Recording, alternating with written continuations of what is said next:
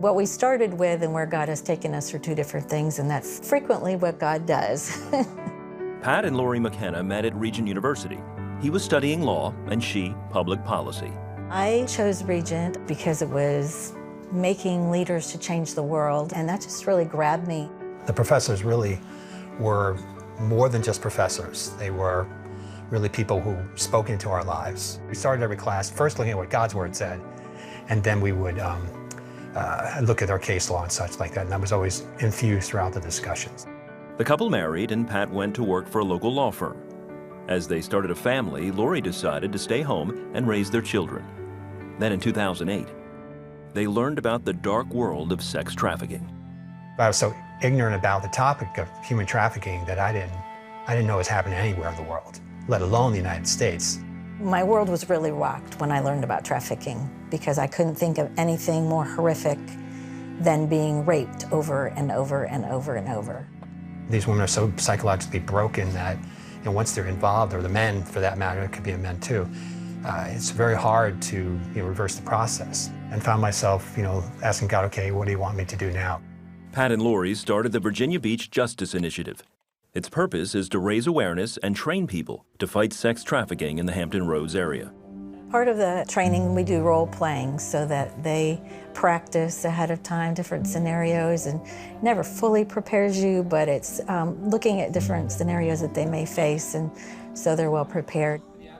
They also help trafficking victims by working alongside local law enforcement.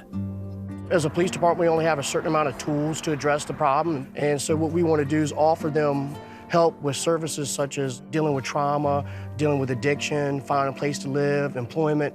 And as a police department, we don't have those assets, so we bring in partners such as the VBGI that help us bring those assets to bear to help these women to get out of this lifestyle. So we're that nonprofit in this area that helps walk alongside the girls, whether they need just emergency things right away or long-term care.